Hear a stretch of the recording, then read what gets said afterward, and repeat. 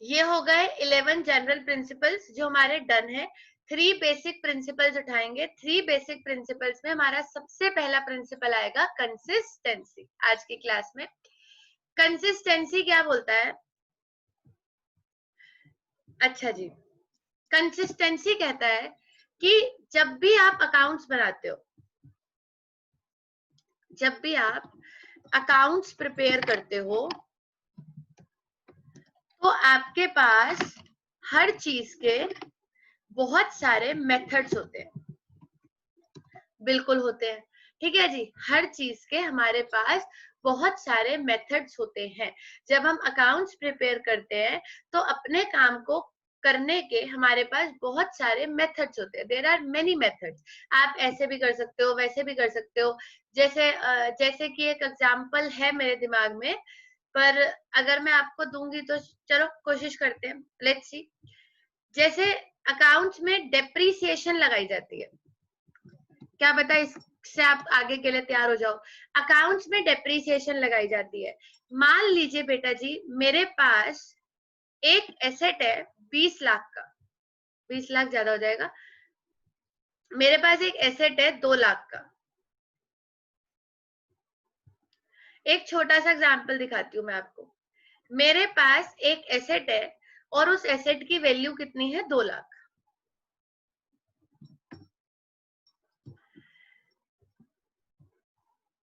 अच्छा जी, और डेप्रीसिएशन का डेप्रीसिएशन का रेट है 10%। क्या पता मैंने पहले भी बताया हो, डेप्रीसिएशन का रेट है 10%।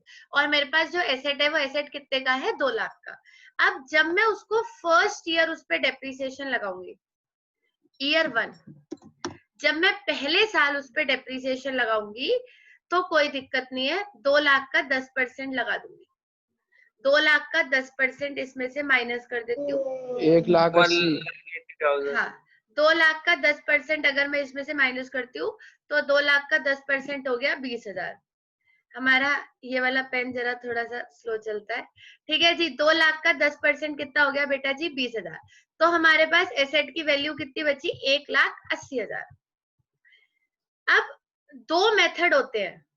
एक मेथड कहता है कि अगले साल जब आप 1,80,000 पे डेप लगाओगे, ईयर 2 में, जब आप ईयर 2 में डेप लगाओगे तो एक मेथड है जो कहता है कि आप ईयर 2 में भी 20,000 ही डेप लगाओगे। आप ईयर 2 में भी इसमें से कितना माइनस करोगे? 20,000।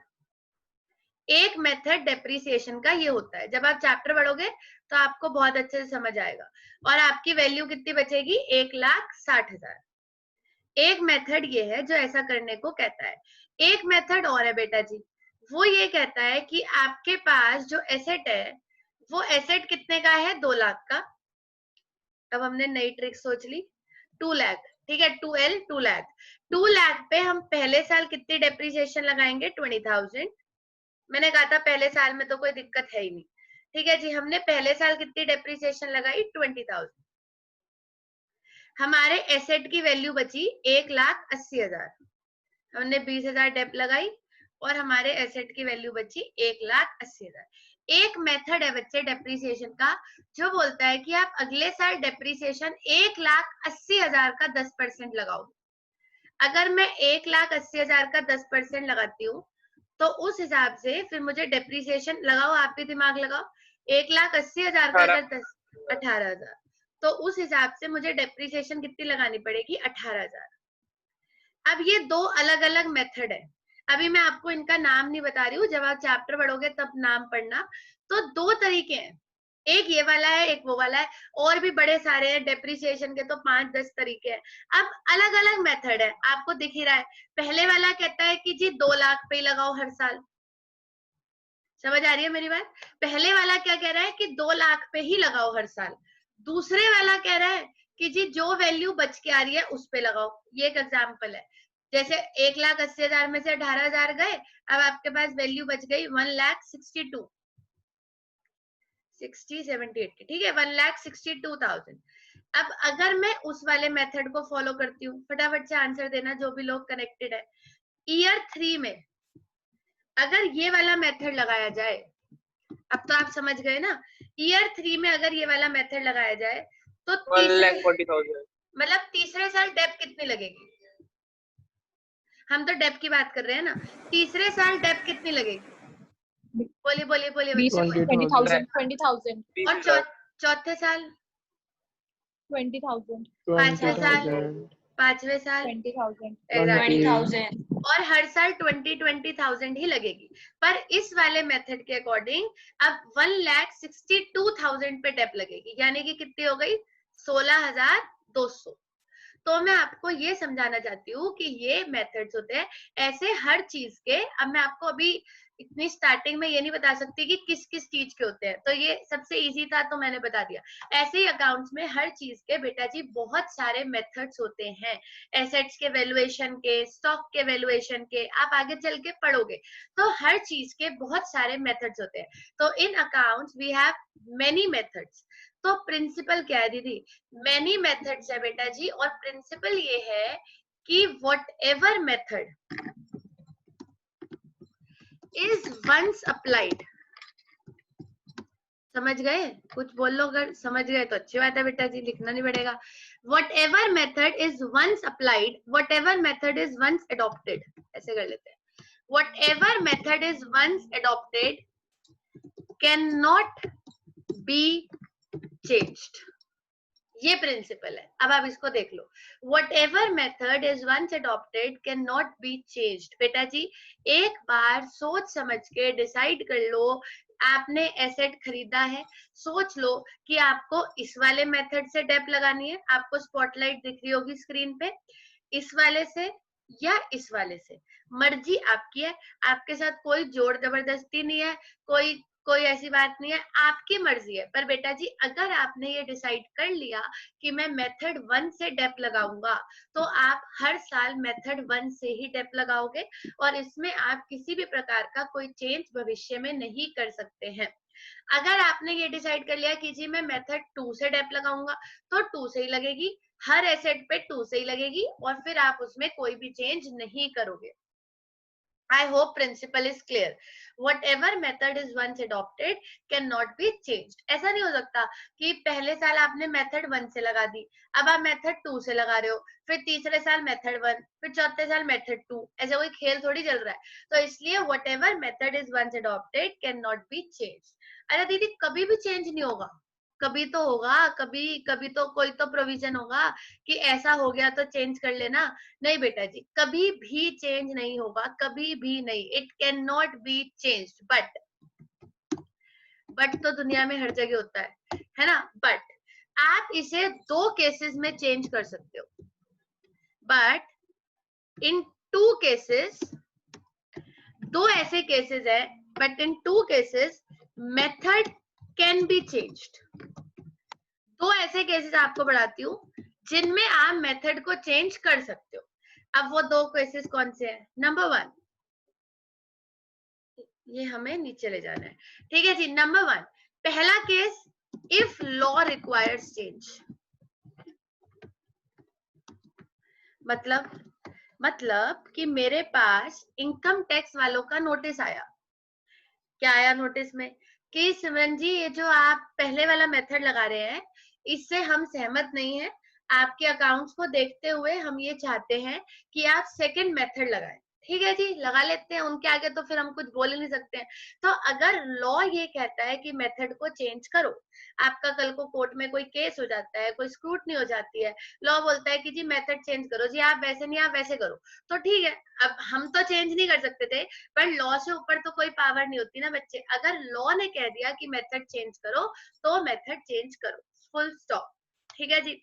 और दूसरी बात, if change will show more fair position. अब ये क्या बात हुई? ये बात हुई कि बेटा जी अगर आपको ऐसा लगता है कि अगर मैं चेंज कर दूंगा, अगर मैं मेथड चेंज करता हूं तो मेरे अकाउंट्स और फेयर पोजीशन दिखाएंगे, मतलब और सच दिखाएंगे, तो आपको ये प्रूफ करना पड़ेगा कि देखिए सर अगर मैं अपना मेथड चेंज करता हूँ तो मेरे अकाउंट्स और अच्छे हो जाएंगे, बुरे नहीं और अच्छे हो जाएंगे। अगर आप इस बात को प्रूफ कर देते हो कि अकाउंट्स में मेथड को चेंज करके आप और फेयर पोजीशन दिखा रहे हो, तब भी बेटा जी आप मेथड को चेंज कर सकते हो। Otherwise according to the consistency principle, whatever method is once adopted cannot be changed, but in two cases method can be changed if law requires that change or it will show more fair position, तभी आप change कर सकते हैं। Otherwise बार बार अपनी मर्जी से आप method को चेंज नहीं करेंगे। यही हमारा पहला बेसिक प्रिंसिपल है और इस प्रिंसिपल का नाम क्या है? Consistency. I hope I am clear. अब आप बोलो, बताओ प्रिंसिपल का नाम क्या है? कंसिस्टेंसी। अकाउंट्स में हर चीज को करने के बहुत सारे तरीके होते हैं, बहुत सारे मेथड्स होते हैं, and whatever method is once applied by you, you can not change in that method. आप बार बार उस मेथड को चेंज नहीं कर सकते हो। अगर आपको चेंज करना है तो आप पे दो ही ऑप्शन है, या तो आप लॉ से परमिशन लाओ और या फिर आप ये शो करो कि जी चेंज करने के बाद मेरी पोजीशन और अच्छी दिखेगी, मतलब मैं अच्छे के लिए इस चेंज को कर रहा हूँ, तो भी हम आपको परमिशन दे सकते हैं मेथड चेंज करने की। अदरवाइज आप मेथड को चेंज नहीं कर सकते हो। This is consistency. बताइए बेटा जी, कोई भी डाउट है तो। तीन ही प्रिंसिपल पढ़ाने हैं मुझे, तो आप आराम से पूछ सकते हो जो जो पूछना है। भी अच्छी पोजीशन मतलब कैसे? अच्छी पोजीशन मतलब बच्चे आपने पढ़ा था कि अकाउंट्स दो पोजीशन दिखाता है, प्रॉफिटेबिलिटी और फाइनेंशियल। हम देखो दो बातें होती हैं, या तो आपकी गलती इनकम टैक्स वाले पकड़ेंगे और या फिर आपकी गलती आपने खुद पकड़ ली। देखो गलती इंसान कभी कभी अनजाने में भी करता है। मान लो मैं इतने साल से कोई मेथड फॉलो कर रही हूँ और आज मुझे ऐसा लगता है कि नहीं यार ये ना मेरे अकाउंट्स को थोड़ा सा, मतलब अकाउंट्स मेरे ज्यादा सच नहीं दिखा पा रहे यूजर को। मुझे आज ऐसा महसूस हुआ कि मेरे जो अकाउंट्स है वो यूजर्स को ज्यादा फेयर पोजीशन, ज्यादा सच नहीं दिखा पा रहे मेरी कंपनी के बारे में। तो मैं ये चाहती हूँ कि मैं मेथड को चेंज करूँ। मेरी जो इंटेंशंस है वो बिल्कुल सही है, पर मुझे ये कोर्ट में प्रूफ करना पड़ेगा कि मेरी इंटेंशंस बिल्कुल सही है और मैं सही की वजह से मेथड को चेंज कर रही हूँ। मतलब मेरे मेथड को चेंज करने के पीछे जो कारण है वो ये है कि मेरे यूजर्स को मेरी कंपनी के बारे में और अच्छे पोजीशन पता लगे और सच पता लगे, ना कि झूठ। तो तब भी हम मेथड को चेंज कर सकते हैं। मोर फेयर जैसे कि हमारे जैसे कि हमारे अकाउंट्स में इनकम हमारी कम दिखाई जा रही है, तो इंसान तो खुद ही चाहेगा कि मेरी इनकम जितनी कम दिखाई जाएगी उतना हमसे टैक्स कम लिया जाएगा, तो वो अपनी जाके क्यों बोलेगा कि मेरे इनकम कम दिखाई जा रही है ताकि उसको और टैक्स देना पड़े। अगर उसको ऐसा लगता है तो देखो, कभी कभी बिल्कुल सही बोला आपने कि इनकम कम दिखानी चाहिए, टैक्स बचता है, लेकिन बेटा जी कभी कभी ना इंसान चाहता है कि मैं इनकम ज्यादा दिखाऊं। पता है क्यों? जब लोन लेना होता है, अगर मान लो मुझे 1 करोड़ का लोन लेना है और मेरा लोन नहीं पास हो रहा, अब बैंक बोल रहा है कि जी आपकी तो इनकम ही कम आ रखी है, हम आपको कैसे लोन दे दे, आपकी तो इनकम ही 80 लाख है, हम आपको 1 करोड़ का लोन कैसे दे दे। तब बिजनेसमैन ज्यादा इनकम भी दिखाता है। सिचुएशन पे डिपेंड करता है, ऐसा कुछ नहीं है। मैं हमेशा ये क्यों दिखाऊंगी कि मेरी इनकम कम है सिर्फ टैक्स बचाने के लिए? कभी कभी मैं ये भी दिखाऊंगी कि मेरी इनकम ज्यादा है क्योंकि मुझे बैंक से लोन लेना है, नंबर 1। क्योंकि हो सकता है मेरा कोर्ट में कोई केस चल रहा हो जो मुझे जीतना है, क्योंकि मैं चाहती हूँ कि बाहर के लोग मेरी कंपनी में ज्यादा पैसा इन्वेस्ट करें। इन सिचुएशंस में मुझे ज्यादा इनकम दिखाने में भी इंटरेस्ट हो सकता है, भले ही मेरे पे ज्यादा इनकम दिखाने पे टैक्स ज्यादा लगेगा। तो अकाउंट्स में दोनों चीजें चलती हैं। इसीलिए हमने बोला कि अगर आपको ऐसा लगता है कि आपके अकाउंट्स और सच दिखाएंगे, तब भी आप मेथड को चेंज कर सकते हैं। और सच और झूठ नहीं, मतलब ऐसा नहीं कि आपकी इनकम जितनी आ रही है उससे कम करने के चक्कर में आप मेथड चेंज कर रहे हो। हाँ, बढ़ाने के चक्कर में कर रहे हो तो कर लो, क्योंकि जितनी आपकी इनकम बढ़ेगी गवर्नमेंट को उतना फायदा है, तो उसमें चलेगा। मतलब अगर अगर लॉजिक सही है, अगर आपकी इंटेंशन सही है, अगर आपका रीजन सही है, तो आपको मेथड चेंज करने की परमिशन मिल सकती है। बट ये लॉ डिसाइड करेगा, हम नहीं। और अगर लॉ खुद बोलता है कि चेंज कर लो, फिर तो करना ही पड़ेगा। फिर चाहे मजबूरी समझ लो, चाहे खुशी खुशी कर लो, ये आपके ऊपर है। बट अगर लॉ बोलता है कि चेंज करो तो चेंज करो, और अगर आपको लगता है कि चेंज करने से आपकी पोजीशन और अच्छी डिस्क्लोज होगी पब्लिक को, तब भी आप इसे चेंज कर सकते हैं। क्लियर है हर्षिता? हाँ जी दीदी। और बताइए बच्चे जिसे डाउट है, नहीं तो इसको फटाफट से नोट करिए, हम अगले पे चलते हैं। इसे नोट करना है, ये सारा नोट करना है, इसीलिए रुक रही हूं मैं, फटाफट करो।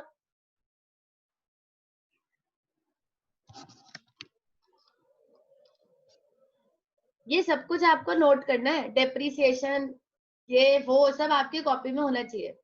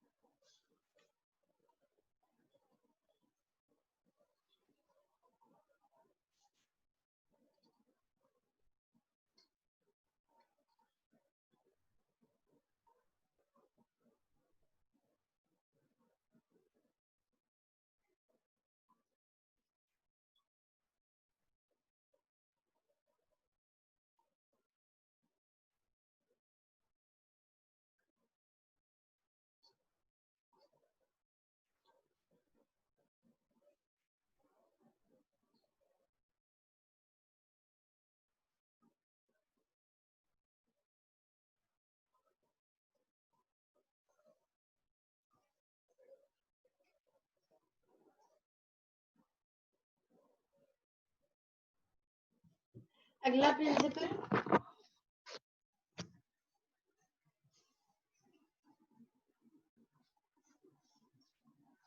ये भी नोट करो।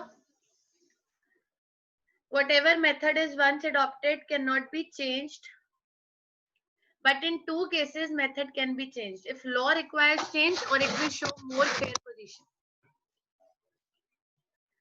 ठीक है जी, तीन बेसिक प्रिंसिपल्स में से सबसे पहला आपको समझ आ चुका है, दैट इज कंसिस्टेंसी। अब आ जाओ दूसरे पे।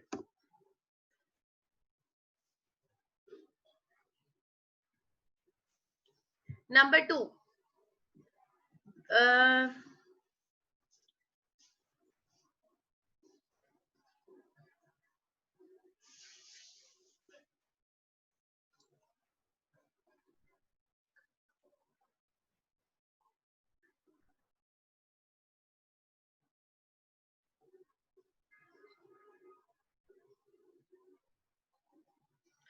एक्रूवल।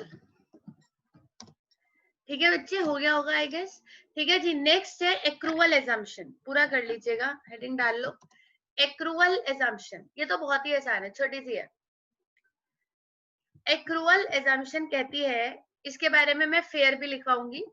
एक्रूवल एजम्पशन कहती है कि व्हेन एवर, चलो छोड़ो, जब आप अकाउंट्स में ट्रांजैक्शंस को रिकॉर्ड करोगे, आप करोगे ना 2-3 दिन बाद से, तो इसलिए हम आपसे पूछ रहे हैं कि जब आप अकाउंट्स में ट्रांजैक्शंस को रिकॉर्ड करोगे बेटा जी, तो कुछ ट्रांजैक्शन कैश में होगी और कुछ क्रेडिट में होगी, क्योंकि आपको पता है कि बिजनेसमैन मार्केट में रहता है और मार्केट में दोनों तरीके का क्राउड आता है, कैश वाला भी और उधार वाला भी। चाहे आप दुकान पे कितना ही लिख लो कि उधार मांग के शर्मिंदा ना करें, तब भी उधार वाला क्राउड तो आएगा ही। तो आपकी दुकान पे कैश वाले लोग भी आएंगे, क्रेडिट वाले लोग भी आएंगे। तो बेटा जी अकाउंट्स बनाते वक्त आंसर आपको ही देना है। आपने कंसिस्टेंसी में बिल्कुल अच्छे से पूछ लिया, कौन सी वाली ट्रांजैक्शंस रिकॉर्ड होंगी और कौन सी वाली नहीं होंगी। दोनों। दोनों, दोनों रिकॉर्ड होंगी। चलो नेक्स्ट आंसर, वेरी गुड। हमें नहीं ये पता, दोनों रिकॉर्ड होंगी। दोनों होंगी, कैश भी क्रेडिट भी। हाँ जी, हाँ जी। सबका आंसर यही है बेटा जी, दोनों होंगी। और बोलो दो आंसर्स और, नवजोत, शिवांश, अर्जुन आंसर्स देने हैं, वृंदा। दोनों होगी। दोनों होगी। चलो आगे, दोनों होंगी दीदी। हाँ आप लोग भी आंसर्स दिया करो। बोलो, कैश वाली भी होगी और क्रेडिट वाली भी होगी। यही प्रिंसिपल है accrual. What is accrual principle? कि जब आप अकाउंट्स में ट्रांजैक्शंस रिकॉर्ड करेंगे तो बेटा जी कैश वाली भी होगी और क्रेडिट वाली भी होगी। इसको मैं एक तरीके से और लिखूं, इधर देखना ध्यान से। जैसे मान लो आपका रेवेन्यू है, रेवेन्यू समझते हो आप, कल भी पढ़ा था आपने, इनकम। तो चाहे वो इनकम, एक सेकेंड, फिर मुझे उसके लिए जगह भी चाहिए।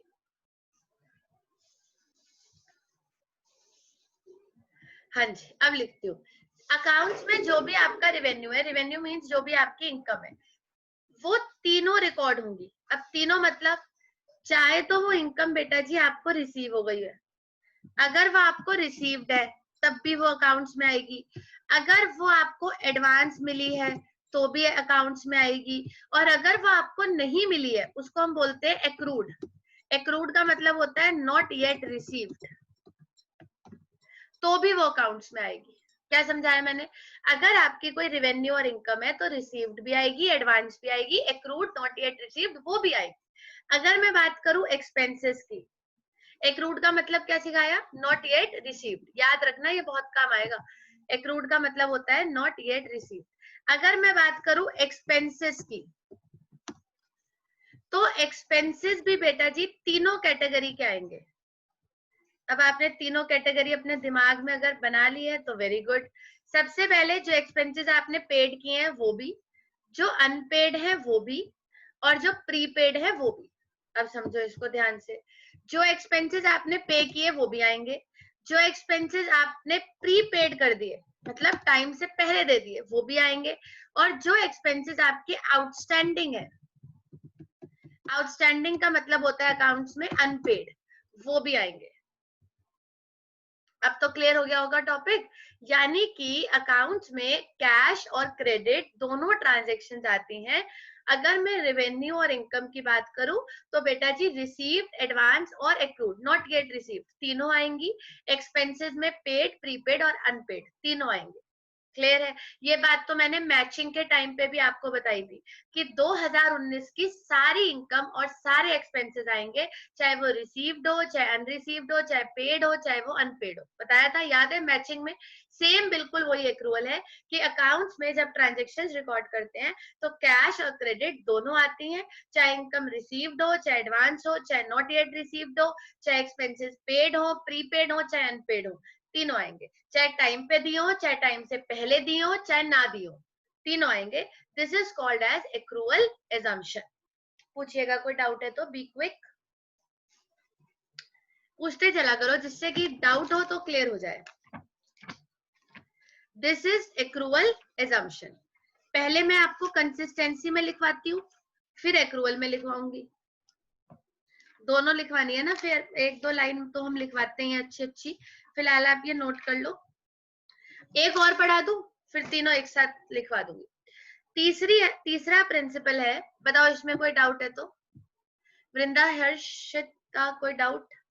तरंग, उमंग, शिवांश, नवजोत, एनीबॉडी? आगे बढ़ जाऊं? क्लियर है एक्रूअल। तीसरा आता है गोइंग कंसर्न। लो एक मिनट, आप इसे नोट कर लो कॉपी में जो भी लिखा है। दिस इज एक्रूअल, नोट कर लीजिए, फिर हम तीसरे पे चलते हैं। सबसे पहला प्रिंसिपल था कंसिस्टेंसी, दूसरा था एक्रूअल। कंसिस्टेंसी कहता है कि जो भी मेथड आप एक बार अप्लाई कर दोगे उस मेथड को फिर आप कभी भी चेंज नहीं करोगे अनलेस और अनटिल लॉ बोले या it will show more fair position. या तो लॉ वो चेंज के लिए बोले या फिर आपकी मोर फेयर पोजीशन शो हो तभी। एक्रूअल एजम्पशन कहती है कि आप कैश और क्रेडिट दोनों ट्रांजेक्शन्स को रिकॉर्ड करेंगे। रेवेन्यू और इनकम्स आपके जो रिसीव्ड है, जो एडवांस है, जो नॉट येट रिसीव्ड है, तीनों आएंगे। एक्सपेंसेस में पेड, प्रीपेड, अनपेड सब आएगा। ठीक है जी। और तीसरा प्रिंसिपल आता है, जो चीज शो करनी हो तो बता दिया करो। तीसरा आता है गोइंग कंसर्न। तीसरा प्रिंसिपल आता है गोइंग कंसर्न।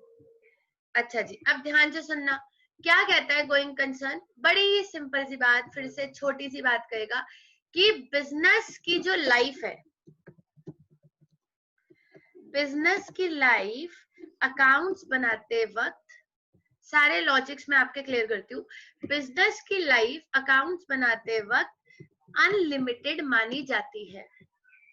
बिजनेस की लाइफ अकाउंट्स बनाते वक्त अनलिमिटेड मानी जाती है, इसीलिए जब हम अकाउंट्स प्रिपेयर करते हैं तो हम बिजनेस की लाइफ को स्मॉल पीरियड ऑफ 1 ईयर में डिवाइड कर लेते हैं। याद है principle accounting period? Accounting period यही तो कहता है कि बिजनेस की लाइफ को एक एक साल के पीरियड में डिवाइड कर लो। तो क्यों एक एक साल के पीरियड में डिवाइड कर लो? क्योंकि बिजनेस की लाइफ अनलिमिटेड है। एक बात बताओ, अगर मैं ये मानूं कि बिजनेस की लाइफ 1.5 साल की है, तो फिर तो आप कहोगे दीदी ठीक है 1.5 साल के बाद ही अकाउंट्स बना लेंगे। लेकिन जब हम अकाउंट्स बनाते हैं तो हम ये मानते हैं कि बिजनेस की लाइफ अनलिमिटेड है और अकाउंट्स प्रिपेयर बिजनेस की लाइफ को स्मॉल पीरियड्स में डिवाइड किया जाता है। अकाउंट्स प्रिपेयर करने के टाइम पे ऐसे लिखना है मुझे, बिजनेस की लाइफ इज डिवाइडेड, बिजनेस की लाइफ को, ये शॉर्ट नोट्स है, स्मॉल पीरियड ऑफ 1 ईयर में डिवाइड किया जाता है। बेटा जी अगर मैं ये ना मानूं कि बिजनेस की लाइफ अनलिमिटेड है तो इंसान एक एक साल के बाद प्रॉफिट क्यों निकालेगा? आपने पढ़ा था कि जिन एसेट्स की लाइफ 1 साल से ज्यादा होती है वो नॉन करंट एसेट्स होते हैं, जिनकी लाइफ 1 साल से कम होती है वो करंट एसेट्स होते हैं। ऐसे ही आपने ये पढ़ा कि अकाउंट्स एक एक साल के बनते हैं। अकाउंट्स एक एक साल के इसलिए बनते हैं क्योंकि बिजनेस की लाइफ को अनलिमिटेड माना जाता है। मान लो किसी ने बिजनेस स्टार्ट किया, उसने कहा जी मैं ना बिजनेस 2 साल के लिए करूंगा, तो आपने उसे सजेशन दिया कि देख भाई तुझे बिजनेस 2 साल के लिए करना है ना, तो तू 2 साल के बाद ही अकाउंट्स बना लियो। उसने कहा ठीक है, क्या एक एक साल के बनाने, मैं 2 साल के बाद ही बना लूंगा। अब मान लो 2 साल बाद उसको प्रॉफिट हो रहा था, उसने कहा जी मैं 1 साल और करूंगा।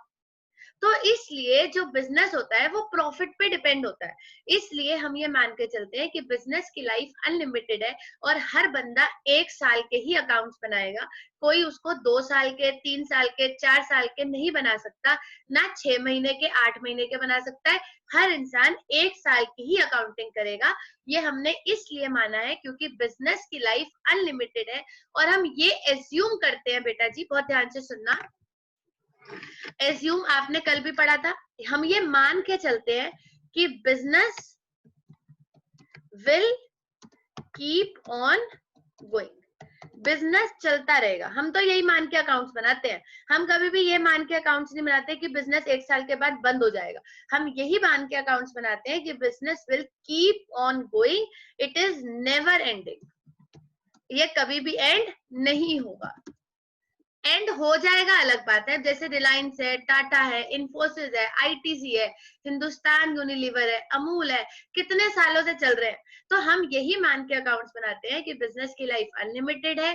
अकाउंट्स के लिए बिजनेस की लाइफ को एक एक साल के पीरियड में डिवाइड किया जाएगा and it is always assume that business will keep on going. बताइए जी कोई भी डाउट है तो। ये तो पहले वाले प्रिंसिपल और फिर ये जो बाकी के आपने 2 प्रिंसिपल कराए उनमें डिफरेंस क्या है? जो इसके 3 के बोल रहे हो? हाँ इसके 3 में ना, इसके 3 में जो सेकंड और थर्ड था, जैसे एक्यूरेट असम्पशन और गोइंग कंसर्न, और वो जो पहले वाला आपने जो इस जो कॉम्प्लेक्स ऐसी वाले कराए उनमें डिफरेंस तो फिर कुछ है ही नहीं, ऑलमोस्ट बिल्कुल है। नहीं सुनो देखो, सबसे पहला प्रिंसिपल होता है कंसिस्टेंसी। कंसिस्टेंसी बोलता है कि जो भी मेथड आपने एक बार अप्लाई कर दिया उसको आप चेंज नहीं करोगे, वो बिल्कुल अलग बोलता है, ठीक है। कंसिस्टेंसी क्या बोलता है कि जो भी मेथड आपने एक बार अप्लाई कर दिया उस मेथड को आप दोबारा चेंज नहीं करोगे। कंसिस्टेंसी बोलता है कि जो भी मेथड आपने एक बार अप्लाई कर दिया आप उस मेथड को दोबारा चेंज नहीं करोगे। एक्रूअल ये बोलता है कि आप बिजनेस में नहीं, मैं कह रही थी वो जो 11 जनरल प्रिंसिपल है उनमें से जो प्रिंसिपल जैसे बिजनेस एंटिटी प्रिंसिपल, अब मतलब जिसमें आप सॉरी टाइम वाला जो सा आपने करवाया अच्छा है, ठीक है, 1 साल में हमें रिकॉर्ड करना है। अकाउंटिंग पीरियड में और गोइंग कंसर्न में फिर क्या फर्क है? अकाउंटिंग पीरियड जो है बच्चे वो गोइंग कंसर्न का पार्ट है, आप ऐसे बोल सकते हो। इसकी एक लाइन है, ये देखो ये वाली जो लाइन है, ये वाली जो लाइन है वो अकाउंटिंग पीरियड को प्रिंसिपल बनाती है। लेकिन अकाउंटिंग पीरियड प्रिंसिपल बना क्यों है? क्योंकि गोइंग कंसर्न प्रिंसिपल है, तभी तो ये वाले 3 प्रिंसिपल उन 11 प्रिंसिपल से बड़े हैं बच्चे। ये सबके लिए है, ये सिर्फ हर्षिता के लिए नहीं है, ये वाले जो 3 प्रिंसिपल्स हैं, ये 3 बेसिक प्रिंसिपल्स हैं, और वो जो 11 प्रिंसिपल्स हैं वो जनरल प्रिंसिपल्स हैं। ये 3 प्रिंसिपल्स उन 11 प्रिंसिपल से बड़े हैं। तो क्योंकि गोइंग कंसर्न प्रिंसिपल है, तभी तो अकाउंटिंग पीरियड प्रिंसिपल है। गोइंग कंसर्न प्रिंसिपल कहता है कि बिजनेस कभी भी खत्म नहीं होगा, बिजनेस की लाइफ अनलिमिटेड है, फुल स्टॉप। आप इतना मान लो। गोइंग कंसर्न प्रिंसिपल कहता है कि बिजनेस की लाइफ अनलिमिटेड है और बिजनेस कभी भी खत्म नहीं होगा। इसीलिए अकाउंटिंग पीरियड प्रिंसिपल बना कि अगर बिजनेस कभी भी खत्म नहीं होगा तो अकाउंटिंग पीरियड प्रिंसिपल ने कहा कि बिजनेस की लाइफ को एक एक साल में डिवाइड कर दो और अकाउंट्स एक एक साल के बनाओ। गोइंग कंसर्न है तभी अकाउंटिंग पीरियड है, अगर गोइंग कंसर्न नहीं होता तो अकाउंटिंग पीरियड भी नहीं होता। गोइंग कंसर्न ये कहता है कि बिजनेस की लाइफ अनलिमिटेड है, इसीलिए अकाउंटिंग पीरियड ये कहता है कि उसको एक एक साल में डिवाइड करके अकाउंट्स को बनाओ। क्लियर है हर्षिता? हाँ जी दीदी। तो बड़ा कौन सा हुआ, गोइंग कंसर्न या अकाउंटिंग पीरियड? Going concern. क्योंकि गोइंग कंसर्न ये कहता है कि बिजनेस की लाइफ अनलिमिटेड है और बिजनेस कभी भी एंड नहीं होगा। इसीलिए इस प्रिंसिपल ने उस प्रिंसिपल को जन्म दिया विच इज अकाउंटिंग पीरियड, कि अगर बिजनेस की लाइफ अनलिमिटेड है तो फिर हम अकाउंट्स कैसे बनाए। तो फिर अकाउंटिंग पीरियड ने जवाब दिया कि अगर बिजनेस की लाइफ अनलिमिटेड है तो आप अकाउंटिंग पीरियड को एक साल में बांट दो और अकाउंट्स को एक साल के बनाओ। I hope I am clear to everybody. ठीक है जी, इसे फटाफट से नोट करिएगा बोर्ड से, और तीनों प्रिंसिपल्स की एक एक लाइन लिखो फेयर में। सबसे पहले हम लिखेंगे कंसिस्टेंसी। मैं बोलूंगी आप लिखोगे।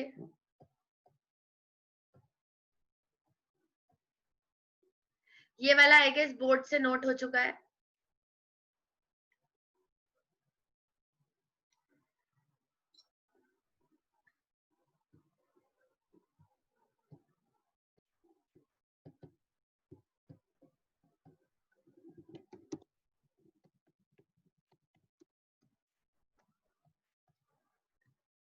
सबसे पहले लिखेंगे consistency.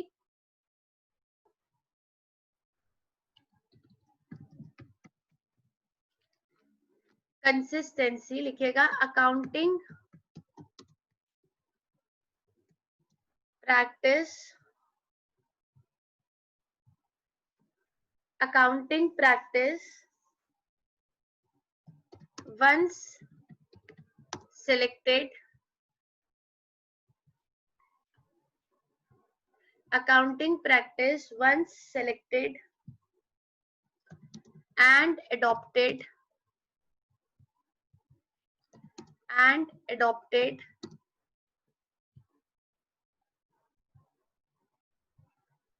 accounting practice once selected and adopted should be applied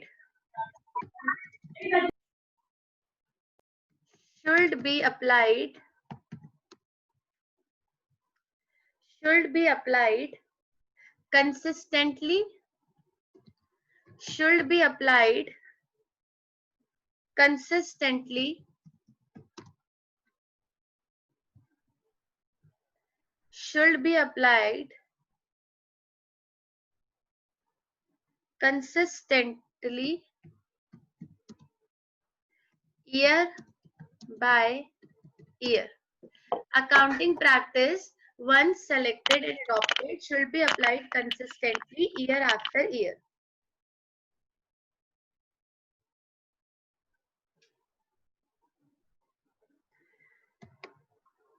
ठीक है जी.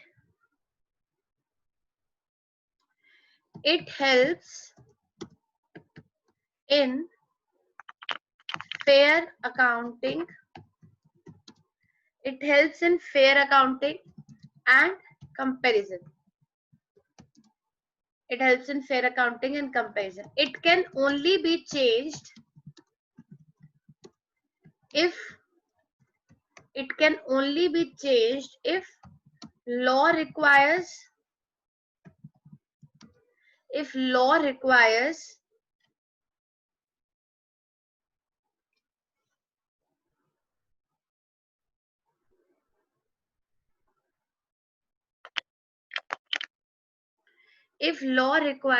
change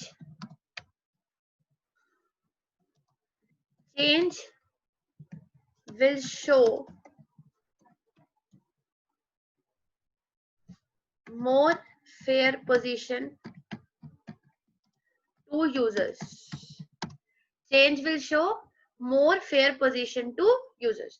Accounting practice, once selected and adopted, should be applied consistently year after year. It helps in fair accounting and comparison. It can only be changed if law requires change, or change will show more fair position to users. अगला लिखिएगा second, going concern. Going concern.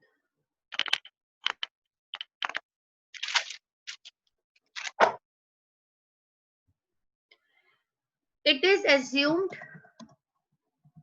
accounts बनाते वक्त क्या किया जाता है? It is assumed that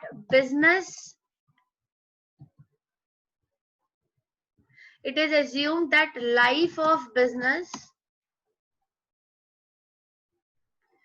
is unlimited. It is assumed that life of business is unlimited and there is no intention to close or slow down business operations. Close or slow down business operations.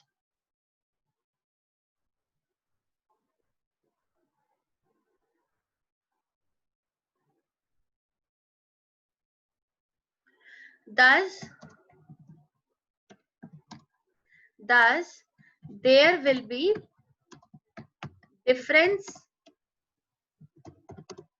in current assets and non-current assets. तभी तो current assets में और non-current assets में फर्क होगा. Comma, revenue expenditure and capital expenditure, etc. Revenue expenditure जो 1 साल के होते हैं, capital expenditure जो 1 साल से ज्यादा होते हैं. फर्क तभी होगा जब going concern होगा. It is assumed that life of business is unlimited and there is no intention to close or slow down business operations. Thus, there will be difference. In current assets and non-current assets, revenue and expenditure and capital expenditure. तीसरा और last आज का बेटा जी. Third, accrual. The revenue expenditure और वो capital expenditure की Definition पहले तो पढ़ाई फर्क थी तो दूसरा हो गया ना. आपने बोला कि जो 1 साल का है और 1 साल से कम.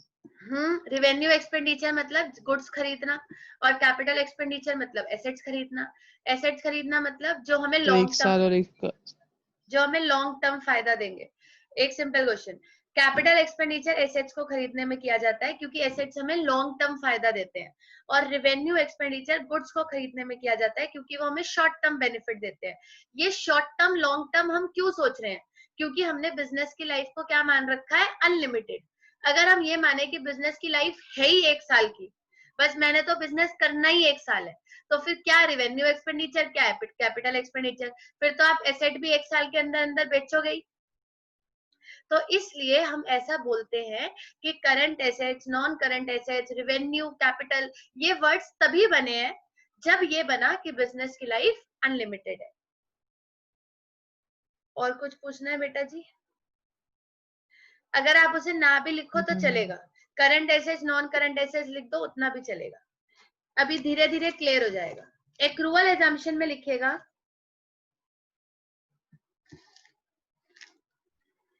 a transaction is recorded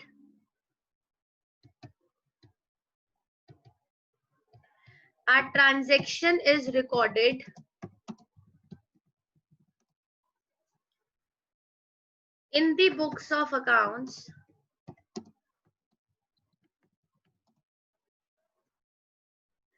at the time when it is entered, not on settlement basis.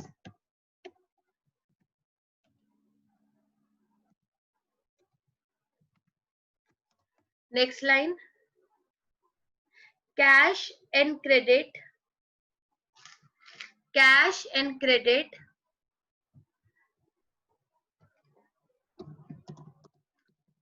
क्या सिखाया था? Both will be recorded.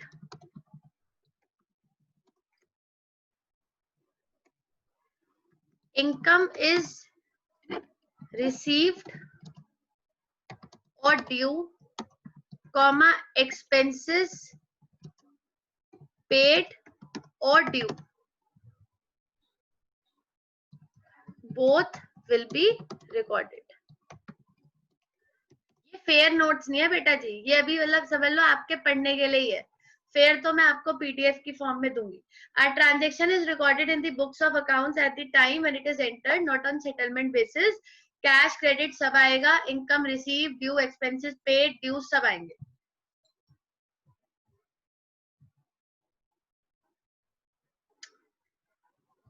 I hope clear है.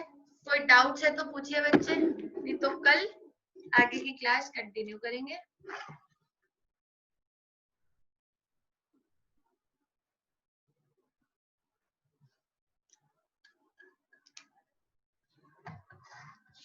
आप एग्जिट कर सकते हैं, कोई डाउट है पूछ सकते हैं.